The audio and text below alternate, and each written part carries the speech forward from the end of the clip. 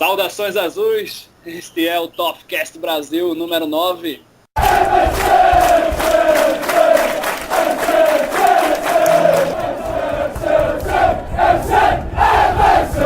Bom dia, boa tarde, boa noite, torcedores do Everton Futebol Clube. Meu nome é Cosme e hoje teremos a estreia do Topcast oficial na temporada 2013-2014, hein? 4 jogos já aconteceram, a janela de transferência acabou, jogadores chegaram, outros saíram, entre eles o Fellaini, né?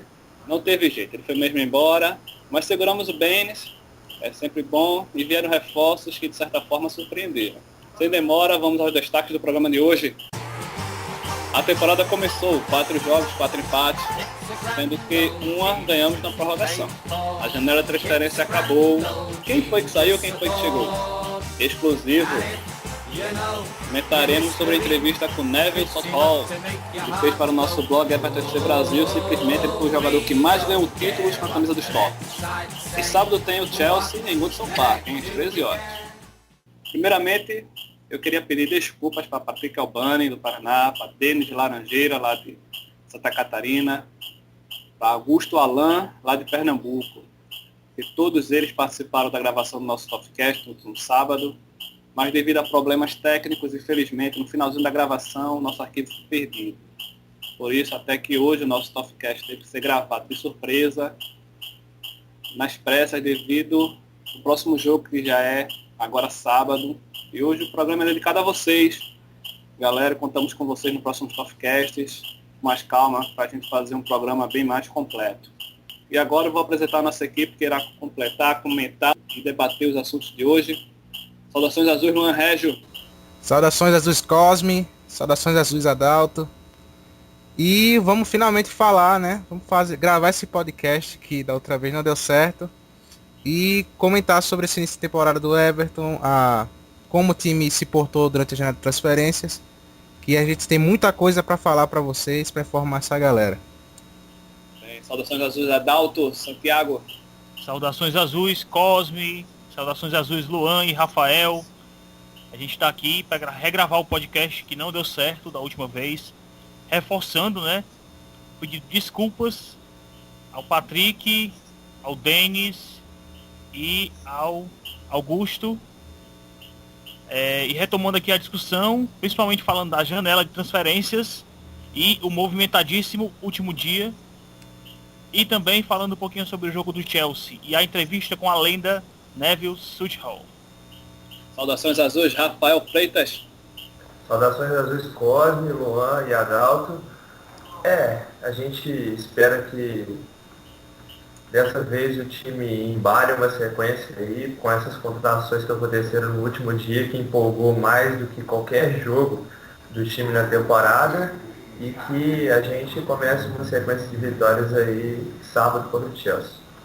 Realmente a transferência, a transferência realmente empolgou mais que qualquer jogo. Luan, o que você sentiu do time aí com esses empates logo de agora? É que o time foi 4 jogos, 4 empates, é problema, hein, cara? No primeiro jogo contra o Norwich, eu achei que o time foi muito bem. A gente só não ganhou porque teve aquele vacilo da defesa e, consequentemente, o gol do Wolfswinkel. Em relação aos jogos seguintes, foi quando o Everton começou a me deixar mais preocupado, porque não conseguiu fazer gol contra o Stevenage, levou um gol besta, aí teve que suar para vencer. Então, eu diria assim, o que começou sendo promissor virou um negócio assim, um pesadelo. E esse intervalo agora foi bom para que o Everton finalmente consiga se encaixar em campo agora com essas novas peças. Chegaram Barry, McCarthy e Lukaku. Adalto, esses empates no começo, como o Luan falou, o Norwich começou perdendo, mas virou o jogo, deu aquela animada boa, mas nos outros jogos, contra o West Bromwich e contra o Cardiff, não foi? Também empatou. Você também ficou com medo ou ainda tem esperança? Cara, com medo eu fiquei, né? Porque não é normal time começar empatando desse jeito e fazendo tão poucos gols como nós fizemos e tal. São 4 jogos, são só 4 gols em 4 jogos, sendo um desses uma prorrogação, né? Uma competição eliminatória contra um time de divisões inferiores, como é o Steven Age, e apenas, posso dizer, um atacante, né? Se é que a gente pode considerar o Deulofeu atacante mesmo, ele é mais winger, né? Joga mais pelas pontas. Somente um atacante fez gol nos jogos do Everton, antes da temporada, antes do fim da janela. Então é preocupante. Você percebe que no jogo contra o Norwich o time estava muito bem, trocando muitos passes e tal. Essa movimentação estilo catalã, praticamente. Não é um exagero não, quem assistiu o jogo vê que o time estava tocando a bola, envolvendo o Norwich, e tomou aquele gol. E mesmo assim, mesmo envolvendo, nenhum dos atacantes que estavam envolvidos no jogo, nem o Jelavic, nem o Miralas, conseguiu botar a bola na rede. Quem botou a bola na rede foi o Barkley. Foi o primeiro gol dele como profissional e a gente deve comemorar. A gente deve também se preocupar com esse jejum de gols dos atacantes. Rafael, para preocupar mesmo esse jejum de gols, o Miralas, que vinha na pré-temporada jogando muito bem em caso de produção, você acha que isso é só uma fase que com o Tonê, o Jelavic vai se recuperar todo esse pessoal aí? Bom, eu acho que o Miralas vai acabar se recuperando dessa fase. Ele até fez gol no último jogo pelas eliminatórias pela Bélgica. Eu acho que ele tem tudo para se recuperar sim. Inclusive com a chegada do Lukaku para ajudar ele ali no ataque. Eu acho que o time fez um ótimo segundo tempo contra o Norwich, excelente mesmo.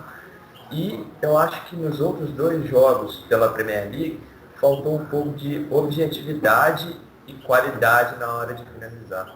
Porque você viu o time com muita posse de bola, tocando a bola muito bem, só que quando chegava na cara do gol, não sabia o que fazer, não sabia se finalizava ou se trabalhava mais a bola, enfim, eu acho que o Martins, com esse tempo que ele teve aí, deu para trabalhar bem isso com o grupo e espero que a gente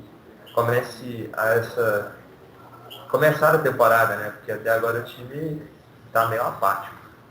Você falou certo. Começar a temporada agora, né? 3 empates e 2 0-0.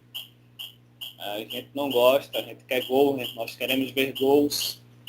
A janela acabou, galera. E, Luan, quem foi que chegou? Quem chegou? Vamos lá. Gareth Barry, meia do Manchester City. Ele veio por empréstimo de uma temporada. Aliás, acho que é a última temporada do contrato dele lá com o City. É um cara experiente, cara que até hoje não conseguiu mostrar no Manchester City o futebol que ele mostrou no Aston Villa. No Villa ele foi assim um dos grandes destaques da Premier League durante algum tempo. Só tirando uma dúvida assim, ele é defensivo ou ele é ofensivo? Cara, eu não sei dizer muito bem. Eu acho que ele não tem assim uma definição como essa. Ele é um jogador do estilo do Gerrard, digamos. Estilo de errado. Ele era aquela posição mesmo, o meia central, box to box. Depois dele veio o James McCarthy, um meia muito promissor, irlandês, veio do Wigan, 3 milhões de libras. Era um jogador que estava sendo especulado no Everton durante toda essa janela de transferências. Até porque o Martinez, como veio do Wigan, ele provavelmente traria um dos seus melhores jogadores lá. Com esse jogador, McCarthy, né? Isso. Completou o pacote de jogadores que ele poderia trazer do Wigan pra gente, tá? Eu acho que sim. Mesmo com o Wigan tendo talvez outros 2 bons nomes, que seriam McManaman e o Maloney, eu acho que o Martinez não deve trazer mais ninguém de lá. Voltando assim ao McCarthy, ele sim, eu acho que é um pouco mais defensivo que o Gibson e o Barry.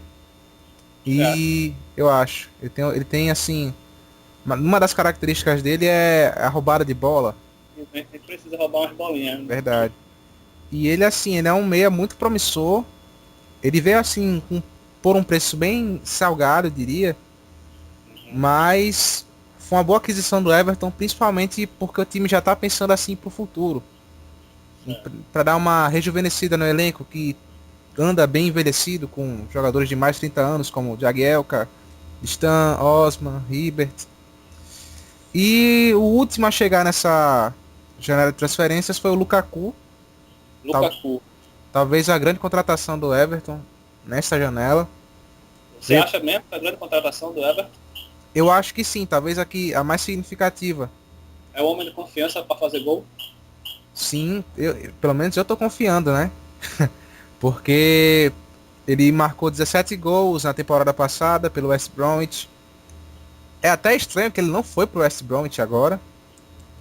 Mas como o próprio Lukaku disse, ele queria vir ao Everton porque quer melhorar seu estilo de jogo e acha que no Everton ele vai poder realizar isso graças a esse novo estilo de jogo que o Martinez impôs no time, posse de bola e tal.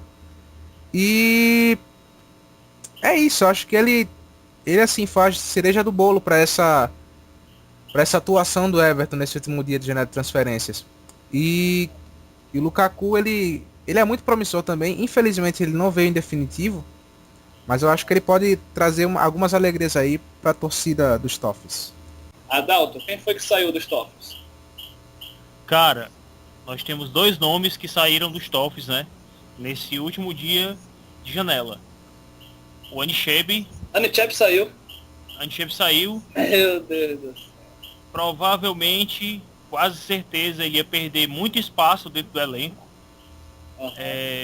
E Alavic e Koné já não estavam rendendo muito e mesmo assim ele não tinha espaço.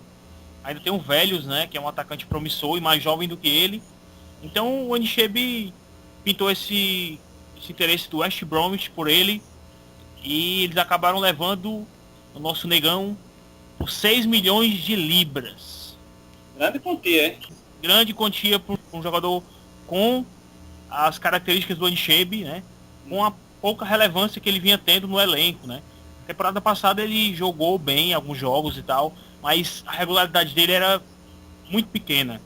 E eu acho que 6 milhões de libras foi muito além do que a gente até especulava no grupo. Só complementando a data, talvez tenha sido até por isso que o Lukaku não fechou com eles lá. Rolou esse papo aí de que caso o Anichebe não tivesse sido fechado com o West Bromwich, o Lukaku teria ido pros Bags. Ainda bem, né? Ainda bem. É mais importante que o Lukaku, né?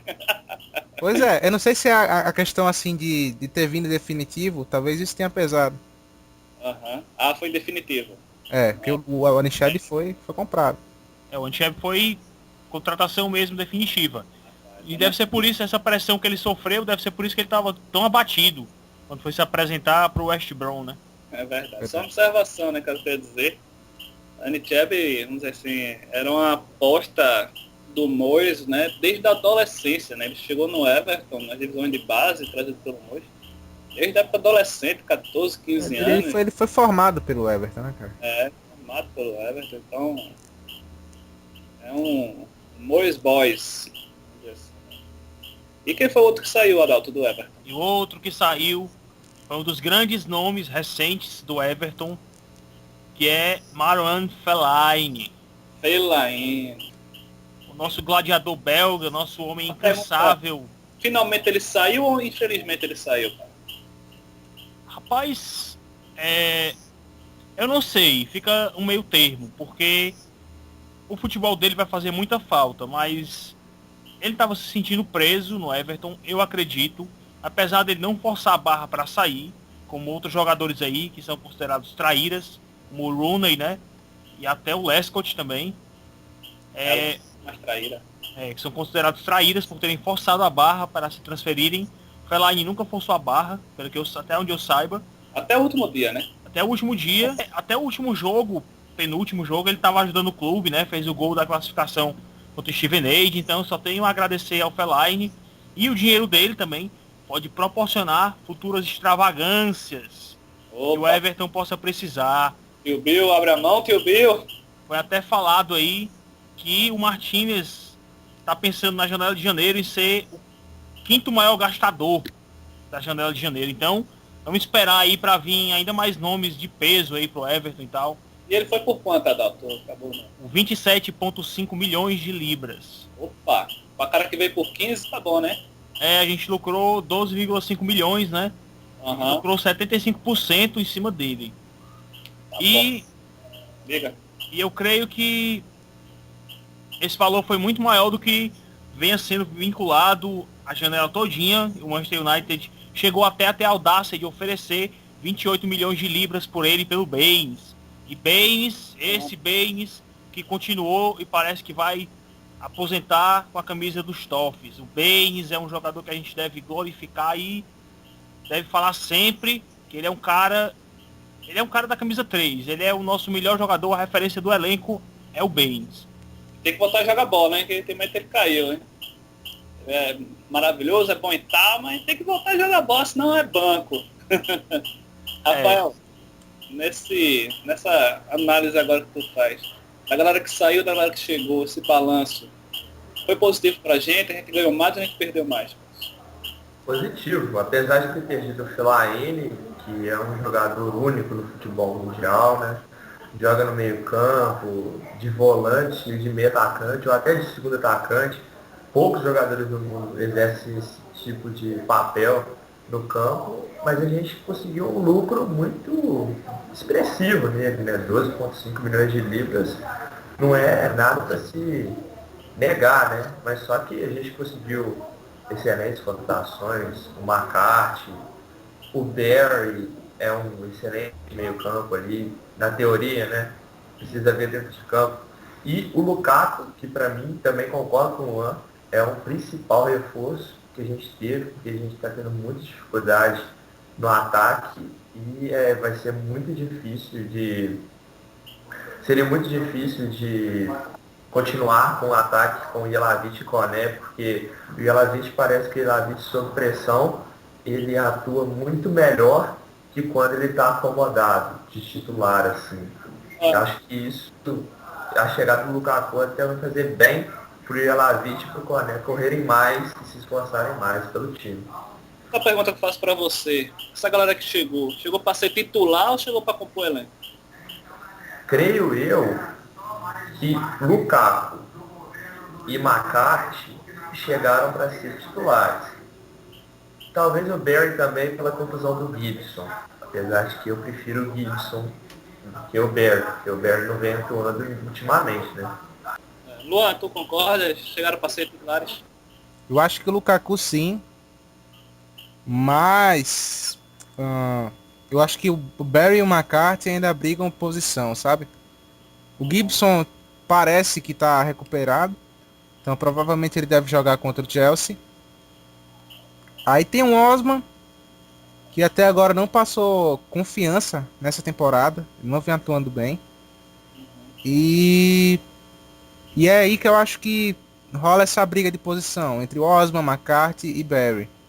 Essa briga de posição a gente vai falar mais para frente um pouco, que é uma pergunta até de um convidado, que cara aqui Pois é. mandou uma pergunta pra gente falando sobre essa briga de posição, então a gente vai falar com ela depois. E Adalto, o que é que tu acha? Se essa galera ali vem a ser titular também? Rapaz, eu acredito que o Lukaku já deve entrar a partir do possível. Eu não sei ao certo se existe a cláusula de ele não jogar contra o Chelsea, né? Já que é o clube que tem o contrato dele definitivo, né? Certo. Mas se ele não tivesse essa cláusula, ele já deve entrar e já passar umas bolinhas na cara do Mourinho aí, né? Botar os golzinhos nas redes deles e mostrar pro Mourinho que ele é um jogador de qualidade. É verdade. Agora vamos para uma pergunta feita por um parceiro nosso, um cara, Bruno Menezes, o cara faz parte do Orkut, do Facebook. Posso falar um negócio? Diga aí. Ó caralho, porra! Nosso representante da raça paraguaia, né? Grande Bruno Menezes, lá do Rio de Janeiro, ele pergunta: confie na janela. Tivemos a perda de Fellaini, porém conseguimos 3 excelentes reforços no último dia.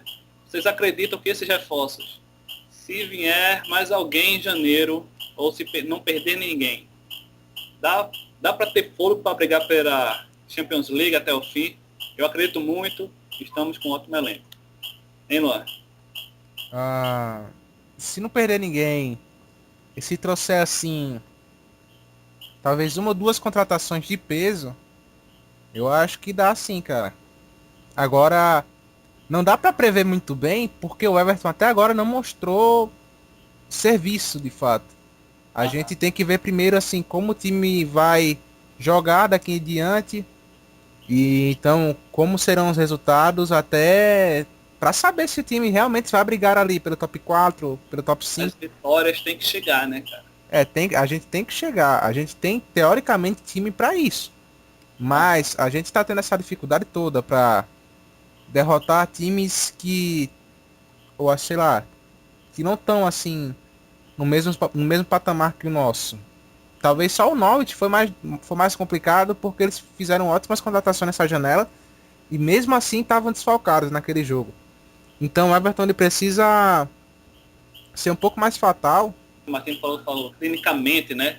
Jogada mais clínica, mais atrás. Tem que ser mais clínico mesmo. Agora também o Martins falou que o Koné é um finalizador clínico e até agora não. Mas é isso, cara. O time tem que reagir primeiro em campo para depois a gente fazer toda essa previsão. Porque agora tá difícil. Adalto, a gente tem fôlego para chegar até a Champions League, mas com o Koné, com ele mesmo assim, ele é clínico ou a gente tá se precipitando porque ele jogou pouco ainda? Cara, eu nem acredito mais, nem desacredito do Koné. Ele tem que mostrar serviço. Eu não vou ficar fazendo mais especulações sobre ele, não. Quando ele chegou, eu fiquei empolgado e tal. Fiz até vídeo em homenagem a ele, mostrando os gols que ele fez no Wigan. Pra você, perguntei também por causa disso, né? Porque você fez um vídeo excelente mostrando os gols dele. Qualidade, o cara mostrou, qualidade que o cara tem, o cara sabe fazer gol, mas infelizmente ele, né, hoje já chegou, né, devendo. E daquele jeito ele tá devendo pra gente. Eu acho que faltou meio que o Martínez já botar ele de início, né? Eu não sei como é que tá. Às vezes o Martínez bota ele aos 80 do segundo tempo, e então é meio complicado. Porque o Jelavic, ele deu aquele velho migué na pré-temporada, né? Fez uns golzinhos e tal, jogou bem, atuou até bem. Só que na temporada, começou a temporada, a Premier League, a Copa Capital One, ele ficou devendo. Então eu acho que falta mais esse espaço pro Koné. Koné jogou um jogo de titular, né? Perdeu alguns gols realmente que não se deve perder, mas eu acho que ele ainda pode ser apostado um pouco mais nele também. Mas teremos fôlego para brigar pela Champions League? Rapaz, o nosso elenco tá mais forte do que o do ano passado. E a gente precisa entrar nos eixos e tal. O Martínez precisa botar a mão no time, precisa ter a imagem de Martínez nesse time já. E se o Martínez cumprir a promessa dele, como ele cumpriu agora, nessa janela de transferências, né, do verão, se ele cumprir a promessa dele de ser o quinto maior investidor de transferências na janela de janeiro, nós podemos brigar para ficar entre os três. Eu acho que não só Champions League, né, que seria até o quarto, a gente podia brigar para ficar entre os três.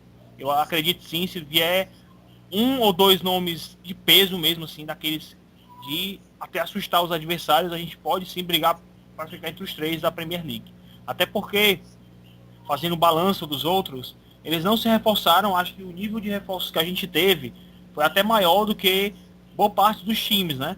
Acho que só o City se reforçou muito bem, né? Só o City trouxe peças realmente muito importantes.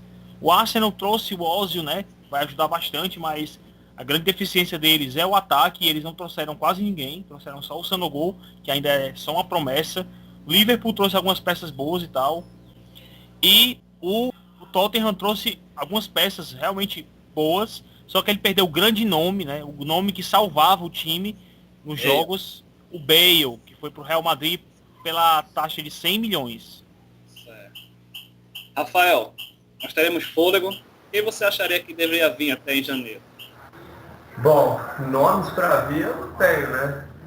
Mas eu acho que a gente tem fôlego, como o Adalto disse, a gente tem um elenco melhor que o do ano passado. Só basta começar a jogar que o time de melhor do ano passado. Porque o time ano passado começou muito bem a Premier League, ao inverso do que estava acontecendo nas últimas temporadas. Sempre o time fazia um primeiro turno ruim e se recuperava no segundo.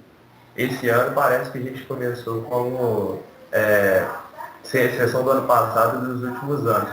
Mas, assim, eu acho que se trouxer mais dois nomes de peso, principalmente eu acho que pro ataque, sim, ainda falta. Mesmo com o Lukaku, se eles conseguirem contratar, ou o Lukaku em definitivo, né, seria uma grande contratação, eu acho que o time tem fôlego.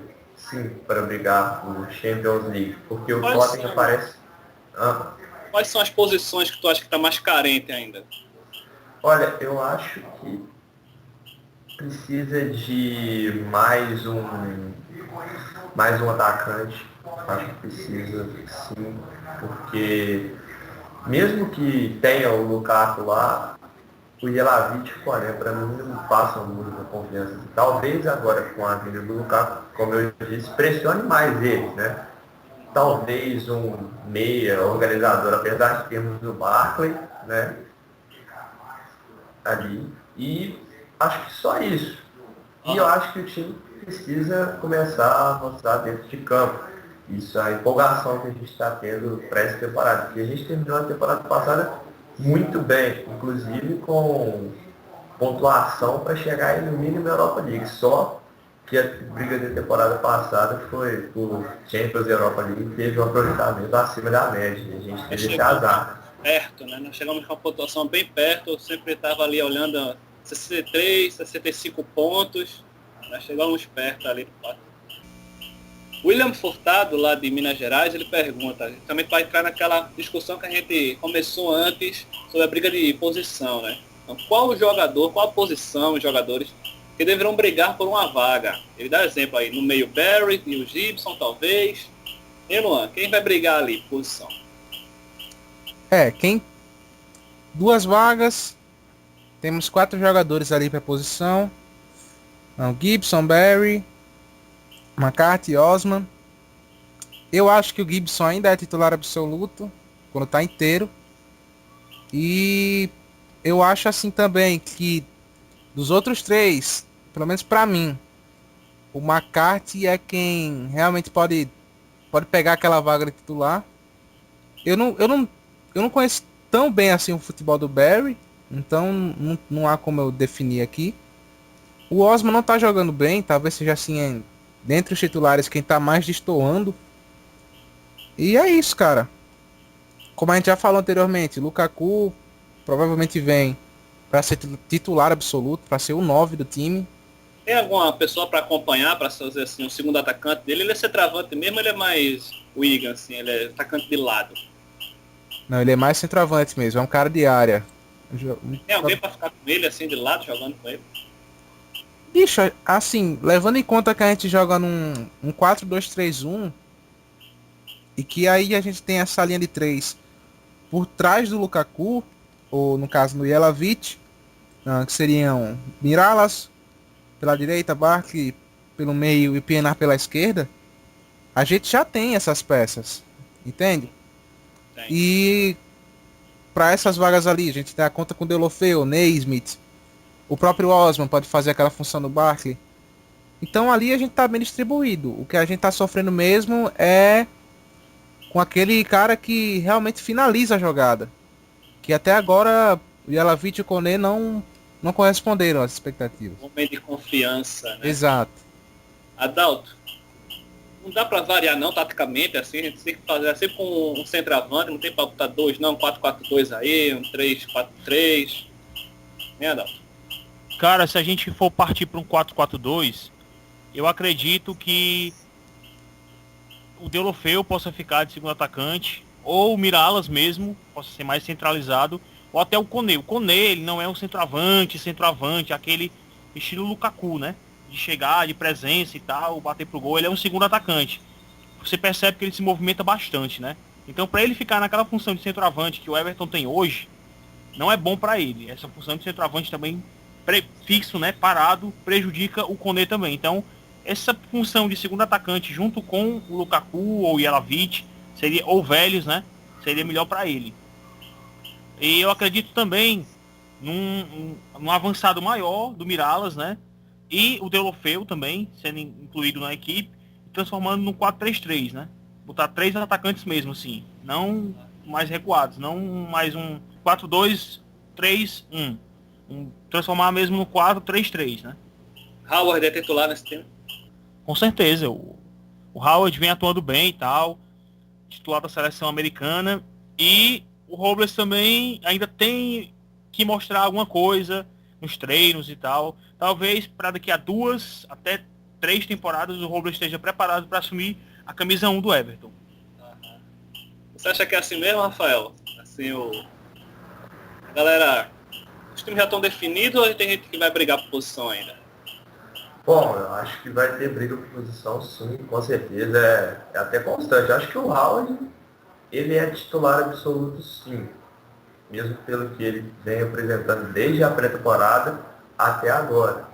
Acho que as brigas para brigarem mesmo por posição é ali no meio-campo, principalmente os volantes, e no ataque, né? Apesar de que eu acho que o Lukaku chega para ser titular, mas eu acho que o Martins não vai chegar e dar essa moral toda para um jogador que chegou só agora, entendeu?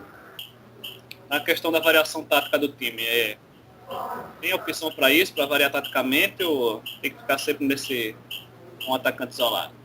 Não, tem até a variação de 4-3-3 chega a ser até interessante, mas eu acho que o time está no esquema tático até certo, jogando com o Pienaar, o Miralas e o Barkley ali no meio, ajudando o Lukaku.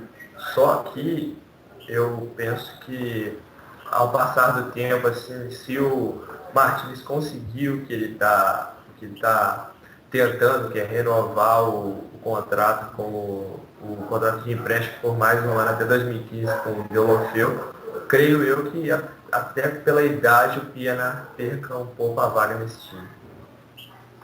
Luan, é isso mesmo que o Rafael falou, assim, Deulofeu e Pienaar podem brigar aí? O cara pode substituir? Eu acho que sim, talvez futuramente, como o Rafael disse, mas hoje eu diria que o Miralas ele tá em desvantagem em relação ao Pienaar. O Pienaar se mostrou mais participativo nesses primeiros jogos e o Miralas estava um pouco mais contido, assim. Talvez até por isso o Everton não tenha conseguido ganhar jogos de fato, porque teoricamente o Deulofeu briga pela vaga do Miralas, já que os dois jogam ali pela direita. Sim, sim. Mas como ele também flutua ali pelo campo, aliás, os três, Miralas, Pienaar e Deulofeu, eles não têm de fato uma posição, um lado específico. Então eu diria assim, que o Pienaar está em vantagem em relação ao Miralas. Eu acho que o Deulofeu pode brigar com o Miralas por essa outra vaga, sabe? Enquanto o Miralas não voltar àquela boa forma. Pois é, só fazendo um adendo aqui, Diga. lembrando sempre que o Miralas, ele sempre atua pela ponta esquerda, ele também costumou atuar bastante, tanto que ele foi comparado ao Cristiano Ronaldo nessas épocas, né, de Olympiacos e tal. Verdade. Ele atuava como ponto esquerdo, caindo quase como segundo atacante, né, mais centralizado, fazendo muitos gols e tal. Então acho que se ele voltar à velha forma, um rearranjo aí é possível e tal. Não sei, centraliza mais o Pina, deixa o time mais ofensivo, com Pina, Barkley e só um atrás. Não Porque sei. também é muito complicado essa questão de tirar o Pienaar, porque ele já é notória aquela parceria dele com o Baines, né, cara? Assim, uma briga que eu espero que aconteça é em relação à direita, assim, com o Coleman e com o Stones. Assim, só para deixar uma observação, assim. Eu quero ver se o pessoal pega fogo aí, sabe? Lado direito, com Stones e Coleman. Mas eu acho que os dois, eles têm características diferentes. O Stones é mais defensivo e tal. Inclusive ele cumpre até aquela função de zagueiro direito, né? Zagueiro pelo lado direito, no esquema de três zagueiros, como ele fez no jogo contra a Juventus, praticamente. Que o time jogava em dois esquemas diferentes. Um esquema mais ofensivo, né? Com três zagueiros e Coleman e o Baines se mandando, né? Quando iam atacar. E um esquema mais defensivo com 5 homens na defesa quando o time era atacado, né? E o Coleman é aquela coisa mais winger do que lateral, às vezes. O Coleman apoia muito bem, né? A gente sabe muito bem das qualidades do Coleman apoiando, driblando, passando, cruzando. E o Coleman é diferente. Inclusive os dois podem jogar juntos. Era essa pergunta que eu ia fazer, assim, esse comentário que eu ia fazer. Os dois podem jogar juntos, né? Isso, os dois podem jogar juntos. No caso de Espanta Macumba aí, o Miralas se quebrar, o Coleman possa ser avançado naquela função mais ofensiva e o Stones ficar segurando as pontas atrás. Luan, dá pra jogar com os três, né? Miralas, Coleman e o Stones, né? Dá pra ser utilizado no 3-4-3. Com os Stones ali de zagueiro, o Coleman como ala e o Miralas pela ponta. Mas eu acho assim, eu acho meio arriscado o Martinez usar essa formação, pelo menos agora, na Premier League. Mas seria uma boa formação, diria. Ah, o Coleman, já voltando para aquela briga entre eles, os Stones, o Coleman ele ainda está em vantagem porque desde a temporada passada ele tem sido um destaque do time. E ele tem melhorado bastante nesse lado defensivo. Então eu acho que o Stones ele ainda fica ali como reserva. Galera, vamos falar agora uma notícia boa, né? Uma coisa boa que aconteceu no nosso blog, a entrevista com Neville Southall, o maior jogador que vestiu a camisa dos Toffs. Como é que foi essa entrevista aí? Conta um pouquinho sobre a história dele. Cara, o Neville Southall, ele é o jogador que mais vestiu a camisa dos Toffs. 741 jogos. E isso entre 81 e 98, é muito tempo. E ele fez parte assim dos últimos times vencedores do Everton. Ele ganhou 2 FA Cup, a de 84 e 95, 2 títulos da Liga, 85, 87, e ganhou a Recopa. Então ele é um cara assim, uma figura única na história do clube. Os títulos mais importantes ele ganhou, né? Exato. Ele realmente ele viveu aquela fase áurea do Everton e também viveu já esse período de declínio do clube. E o Neville, ele é considerado o maior goleiro da história do clube. Aliás, ele ganhou o prêmio de melhor jogador da Liga em 85, se eu não estou enganado, pela associação lá de jogadores. Pois é, e para um goleiro isso vale muito. Não que o time do Everton naquela época fosse defensivo, assim, era um time muito talentoso. Não é à toa que era chamado de School of Science, Escola da Ciência. E o Neville foi muito atencioso com a gente. Ele se mostrou muito, como posso dizer, muito simpático. Realmente estava afim de fazer essa entrevista, né? De fazer essa aproximação dele com a torcida do Everton no Brasil, que é maravilhoso, assim. Foi um feito sensacional para nós do blog. Eu acho que talvez algum tempo atrás a gente nunca iria imaginar que fosse entrevistar um dos maiores ídolos do Everton. E é isso, cara. Ele foi muito aberto, assim, muito franco, direto. E é bom também ouvir a opinião de alguém que tá ali no clube, que vive o Everton, torce pelo Everton, mas que de certa forma não tá no meio ali da panela do Bill e tal, né? Isso é muito interessante. Adalto, você gostou da entrevista? O que você achou? Cara, eu achei maravilhosa. Mostra que a razão de ser do nosso blog, ela tá crescendo, ela tá deixando de ser apenas informal e ela tá passando a ser visto por pessoas ligadas ao clube, né? Quem sabe no futuro a gente possa se tornar uma torcida oficial do Everton no Brasil, né? Essa visibilidade que a gente possa ter com o clube. E continuando, eu vou comentar um pouquinho da entrevista do grande Neville Southall. Tiveram umas partes que eu gostei muito, a parte que ele comentou sobre a mudança, né? Se ele acha que houve mudança na mentalidade do Everton, e ele falou que não mudou, pouca coisa mudou, que somente um investimento, né, um grande investimento, pode mudar essa mentalidade da diretoria, né?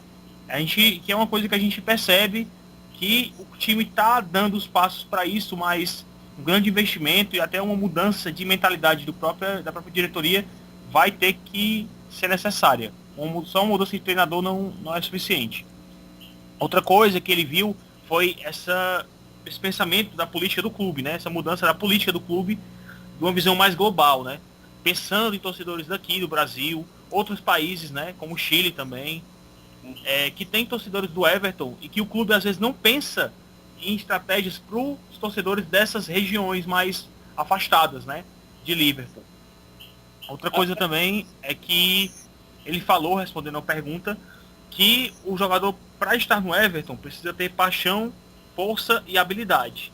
Habilidade referente, logicamente, ao futebol. A força, né? Essa questão da garra, essa paixão também que ele falou. O cara, para estar no Everton, precisa saber também da história do Everton e saber que essa camisa tem peso, que não é só mais um clube. Aham. E ele falou também essa questão de o último desejo dele foi que adoraria ver a gente em Goodison um dia, que ele escreveu até em caixa alta, né, em caps lock, o que demonstra o desejo dele de estar com torcedores de outros lugares também, coisa que ele já critica na mentalidade do Bill. Assim, só uma observação, acho que o Everton, assim, sendo um pouco de advogado do diabo, teve até aquela aproximação com o Everton de Via Del Mar, não é? Fizeram uma campanha Vivemos Everton, teve até um amistoso entre Everton de Liverpool contra o Everton de Via Del Mar e Goodson. Foi até um momento bastante legal, bastante interessante, que deu para ter uma proximidade pelo menos com o pessoal do Chile daqui da América do Sul, né? Rafael, você também gostou da entrevista de Sotel? O que você achou mais legal na entrevista dele? Gostei muito e achei super interessante, principalmente a parte que ele critica a posição do Bill, né, em relação a contratações e critica a mentalidade do clube, que a mentalidade do clube deve ser mudada de um clube que pensa só em objetivos médios, e ele falou que um clube como o Everton tem que pensar no mínimo num top 3, né, na Premier League. E também eu gostei muito da parte que ele criticou a postura da UEFA quando ela suspendeu os clubes ingleses por 5 anos de jogarem em competições europeias devido ao acidente daquela final que aconteceu de Juventus e Liverpool, que não havia menores condições de ter áreas mistas com as duas torcidas, e deu no que deu, né, aquele incidente. E o Everton não tinha nada a ver com aquilo, né, justamente na época que o Everton tinha um grande time. E também, como o Adalto, né, gostei muito da parte que ele falou que quer ver todos nós lá em Goodison algum dia. O Adalto tocou nessa parte do time ter, não do time, do clube ter uma visão global, né? E eu falei até com você, Cosme, o Everton começou a tuitar em espanhol. Foi. Então eu acho que já é um início aí dessa interação. Somos os melhores, né? Negócio desse, né? Solo lo mejor. Essa crítica às contratações, com a saída de Mois, né? Dando aquela velha afinetada, e vendo que as contratações que vieram, nós lucramos e a gente gastou também um bocadinho. Não era Mois, não, que atrapalhava assim a parte do tio Bill? Rapaz, eu acho que era um todo. O Mois ficou conhecido principalmente pela sua visão de trazer jogadores baratos e que depois rendiam muito, né? Então, com isso, o Bill Kenwright começou a ficar acostumado, né? A não dar dinheiro, a não ter que dar dinheiro, a não achar que devia dar dinheiro para contratações, porque o Mois ia se virar. E muitas vezes o Mois se virava mesmo. Então foi um problema dos dois. Uma cultura que o Mois criou, e o Bill Kenwright, logicamente, para o delírio dele, adorou não gastar dinheiro, né? E vamos ver agora, porque o Martinez está cobrando, né? Já deu declaração mais uma vez. Eu estou frisando nisso porque foi uma coisa que me surpreendeu bastante. E, mais uma vez, o Martinez frisou que quer ser o quinto maior investidor na janela de janeiro. Então, ele está dando aquelas alfinetadas no Kenwright para que o tio Bill possa se ligar e botar o dinheiro para rodar, né? Galera, o próximo jogo agora é contra o Chelsea, simplesmente isso, agora contra o Chelsea, sábado em Goodison Park, em casa, 1 da tarde, horário de Brasília. Luan, nós vamos para cima deles. Tem que ir para cima deles. É um jogo duríssimo pro Everton. É talvez o primeiro grande teste do clube nesta temporada. E a gente tem que buscar o resultado. A gente está em casa, a gente precisa ganhar. Os novos jogadores precisam mostrar serviço. E é isso, cara. Por mais que seja difícil, o Everton pode sim sair com os 3 pontos neste sábado. Talvez o problema seja o fato do Lukaku não jogar, porque ele é do Chelsea, então tem todos aqueles termos contratuais. E vamos torcer aí por uma partida boa do Jelavic e do Koné, cara. Rafael, é hora de ganhar agora? É hora de ganhar, é hora de ter uma grande atuação dentro de casa, é hora de mostrar mais motivação e raça dentro de campo. Eu acho que isso tem faltado nos últimos 3 jogos que teve. Acho que a gente tem tudo para fazer um bom jogo e sair com os 3 pontos. Porque o time, eu acho que está motivado por volta dessas 3 contratações, e sempre o time joga bem contra esses chamados grandes times que hoje são na Premier League eficazes, entre aspas. Adalto, existe algum lado fraco que a gente possa explorar no Chelsea? Rapaz, eu não sei ao certo um lado fraco, mas eu acho que o Ashley Cole já não vem rendendo muito e tal, então o Mirallas pode fazer uma boa atuação por aquele lado. Então, sendo assim, o Mirallas pode fazer um bom trabalho, né? Voltar a jogar, já que ele vinha desacreditado, né? Antes dessa partida amistosa, pela seleção da Bélgica. Então, com esse gol da Bélgica, ele possa vir com mais confiança e até jogar melhor, caindo por aquele lado do Ashley Cole. E minha grande aposta no jogo é o Barkley, aquele meio também, chutando de fora da área. Talvez penetrar na zaga do Chelsea seja mais complicado, né? Tem o Davi Luiz lá jogando muito e tal. Então, aqueles chutes de fora da área, o Barkley tem uma precisão muito boa para bater de fora da área. Então, eu acredito no pé do Barkley. A briga vai ficar, assim, entre ele e o Lampard. Vamos brigar os dois, assim, para quem é o melhor do jogo. Rapaz, o Lampa, eu acho que o Lampa teve sorte contra a gente em Goodison Park na temporada passada, né? Sobrou uma bolinha para ele enfiou para dentro da rede e tal. E eu acho que o Lampa, ele não é mais aquele destaque que era antes, né? O Chelsea ganhou por sorte aquele jogo, cara. Foi. Exatamente. O Chelsea ganhou por sorte e, só completando, a gente tem que ganhar do Chelsea, já que eles fizeram uma dupla vitória sobre a gente, né? Tanto venceram dentro da casa da gente, como fora de casa, né? Na casa deles. Então a gente está com eles entalado da temporada passada e nada melhor do que retomar as vitórias e quebrar esse tabu da temporada passada. Luan, Oi. 2 perguntas para tu, assim. A primeira, qual o ponto forte nosso que nós podemos explorar? E a segunda, que eu vou fazer para todo mundo, assim, monta o time titular para jogar contra o Chelsea. A gente tem que explorar as jogadas pelos lados.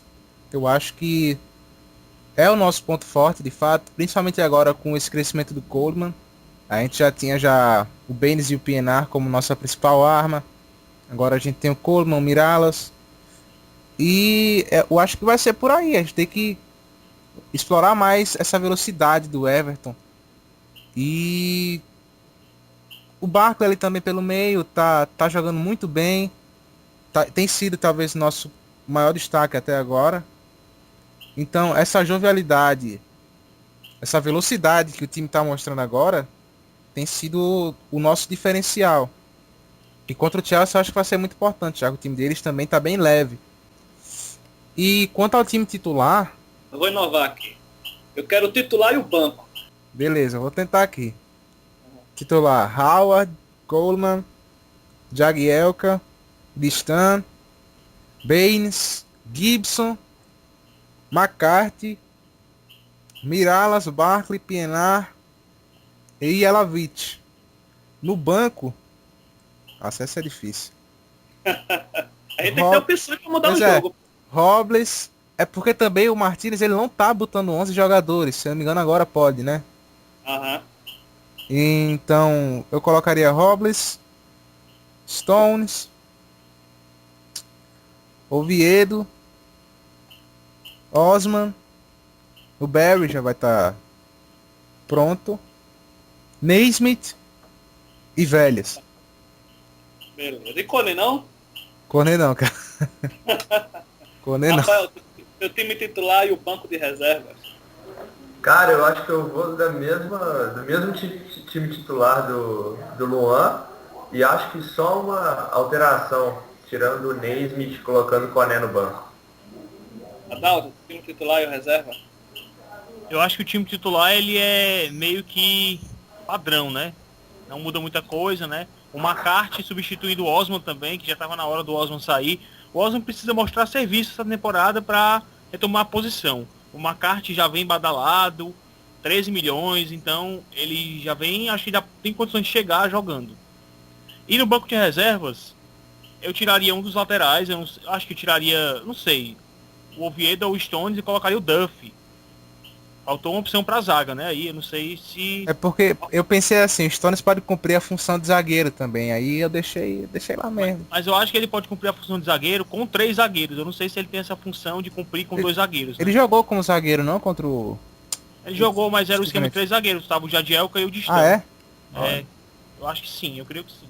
É. Galera, o nosso amigo Bruno, ele ainda pergunta, o Alcaraz vai jogar? Cara, eu não sei se ele já tá 100%. É tanto que tava ele e o Gibson nessa dúvida. Pra jogar, de fato, eu acho que não. Pode ser que ele fique no banco, caso ele esteja apto. Se ele tiver 90%, pelo menos 90%, ele pega esse lugar no banco aí, no lugar do Duff que eu falei, né? Talvez o Martinez coloque o Koné em titular e o Jelavic nem pro banco vá. Eu não sei. Seria ousado, hein? Seria ousado, mas eu acho que o Negão tá precisando de uma... E eu acho que pra essa zaga do Chelsea, ela é muito dura, ela é muito pesadona e tal. E eu acho que o Jelavic não tem tempo de bola pra ganhar daquela zaga, não. O Koné na movimentação, talvez ele seja mais efetivo do que o Jelavic. É um bom ponto mesmo. Pronto, então, muito bem, pessoal. Muito obrigado pela participação de vocês. Obrigado, Rafael. Prazer imenso. Obrigado, sempre um prazer participar do Topcast aí. Espero participar demais, com certeza. E esperemos que o time faça uma excelente atuação contra o Chelsea, que a gente, de fato, comece a temporada agora, né? Isso aí. Obrigado, Adalto. Obrigado, galera. Obrigado aos Evertonians, né? E vamos lá, vamos pra cima do Chelsea, como eu falei, para retomar essas vitórias, retomar o caminho na temporada e quebrar um tabu que vem da temporada passada de não vencer o Chelsea. Vamos lá, vamos nessa e confiar ou no Jelavic ou no Koné, que o Lukaku talvez não possa jogar e a gente precisa de um homem para botar a bola pra rede. É verdade. Obrigado, Luan. Obrigado, Cosme, Adalto, Rafael. E vamos com tudo pra cima do Chelsea. E vamos ganhar, cara. Valeu. Obrigado, galera. Só lembrando, o jogo próximo sábado contra o Chelsea, 1 da tarde. Fiquem ligados que nós estaremos transmitindo, comentando, falando tudo sobre o jogo nesse dia. Go Toffees. Abraços.